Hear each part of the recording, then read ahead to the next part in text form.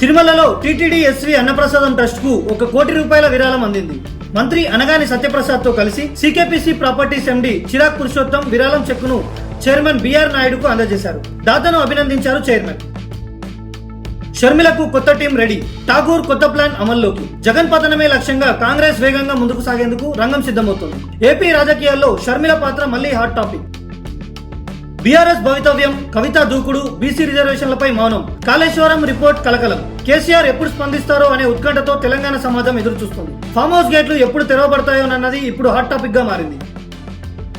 కాళేశ్వరం కుంభకోణంపై జోరుగా సాగుతున్న విచారణతో కేసీఆర్ కోణంలో కలకలం. అపరచాణిక్యుడైన కేసీఆర్ పద్మవ్యూహంలో చిక్కుకున్నారా? ప్రజల్లోకి ఎలా వెళ్లాలో ఎటు పోవాలో తెలియక తడబడుతున్న బీఆర్ఎస్ శ్రేణులు. పులివెందుల ఉప ఎన్నికల్లో వేడి రాజుకుంది. వైసీపీ నేతలపై దాడుల పేరుతో డ్రామాలు ఆడుతున్నారని ప్రతిపక్షాల ఆరోపణ. ఎప్పటిలా పులివెందులలో ఇప్పుడు ప్రజాస్వామ్యానికి అవకాశం ఇస్తున్నామని టీడీపీ నేతలు స్పష్టం చేశారు. సృష్టి ఫెర్టిలిటీ కేసులో మరో మలుపు. 9 మంది ఏజెంట్లను గోపాలపురం పోలీసులు అరెస్ట్ చేశారు. మొత్తం అరెస్టులు 26కు చేరగా డాక్టర్లు, మహిళా ఏజెంట్లు ఎక్కువగా ఉన్నారు. డాక్టర్ నమ్రత ఖాతాలు ఇప్పటికే ఫ్రీజ్ చేసినట్లు సమాచారం. కాంగ్రెస్ ఎమ్మెల్యే రాజగోపాల్ రెడ్డి వ్యాఖ్యలపై క్రమశిక్షణ చర్యలు పరిశీలనలోకి వచ్చాయి. మల్లు రవి స్పందిస్తూ బహిరంగ విమర్శలు సరికావన్నారు. గురువారం ఆయనతో భేటీ అయ్యి పరిష్కారం కసరత్తు చేస్తానని తెలిపారు. ఆంధ్రప్రదేశ్ కేబినెట్ కీలక నిర్ణయాలు తీసుకుంది. నాయి బ్రాహ్మణ వర్గానికి 200 యూనిట్ల ఉచిత విద్యుత్, టూరిజం హాస్టళ్లపై ప్రైవేట్ ఏజెన్సీలకు అప్పగింపు, టెక్ హబ్ పాలసీగా ఆమోదం. ఏపీ ఐఐసికు 7,500 కోట్ల రుణానికి గ్రీన్ సిగ్నల్ ఇచ్చింది.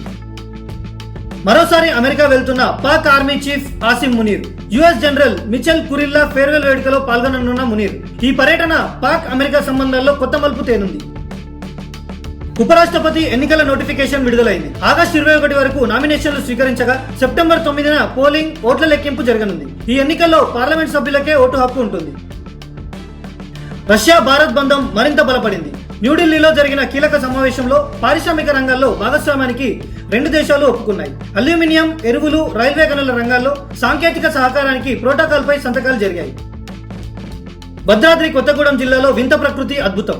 తనంతట తాను గుండ్రంగా తిరుగుతున్న చింత చెట్టు స్థానికులను సంభ్రమాశ్చర్యాలకు గురిచేస్తుంది. బ్రహ్మంగారి కాలజ్ఞానం నెరవేరుతుందా అని జనాలు తండోపతండాలుగా వచ్చి తిలకిస్తున్నారు. అమెరికా సుంకాల పెంపుపై ప్రధాని మోదీ గట్టి కౌంటర్ ఇచ్చారు. రైతుల ప్రయోజనాల కోసం ఎంతటి మూల్యమైనా చెల్లించడానికి సిద్ధం అని స్పష్టం చేశారు. భారత్ పై ట్రంప్ ఒత్తిళ్లతో రాజీ పడేది లేదని తేల్చి చెప్పారు. అమెరికా పెంచిన సుంకాలపై స్పందించిన ఆనంద్ మహీంద్రా కీలక వ్యాఖ్యలు చేశారు. సంక్షోభాన్ని అవకాశంగా మార్చుకోవాలని, భారత్ 2 బలమైన అడుగులు వేస్తే ప్రపంచ పెట్టుబడులకు తిరుగులేని వేదికగా అవతరిస్తుందన్నారు. ఈ క్షణాలు చరిత్రను మలిచే అవకాశాలేనని పేర్కొన్నారు.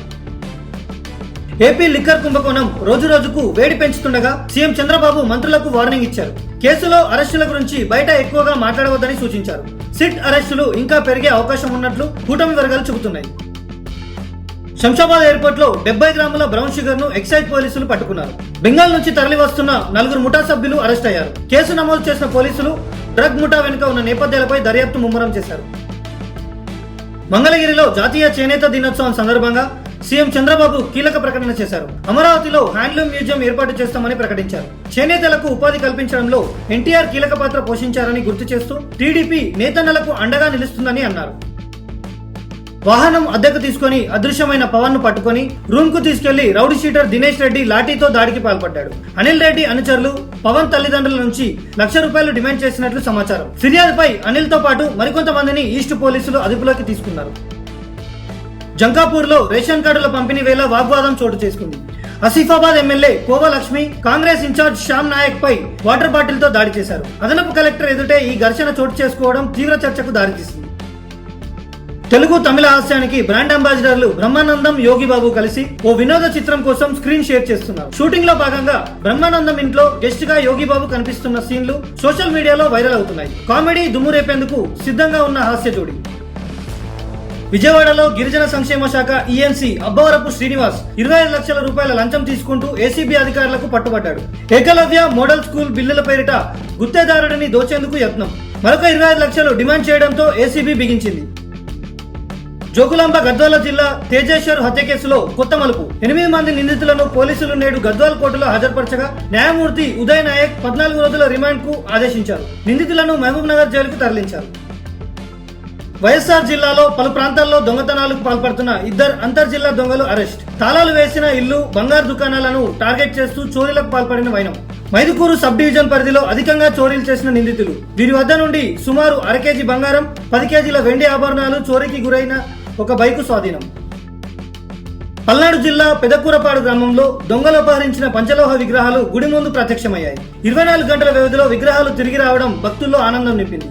పోలీసులు దర్యాప్తు వేగవంతం చేశారు. ఇదంతా స్వామి మహిత్యమే అంటున్న గ్రామస్తులు.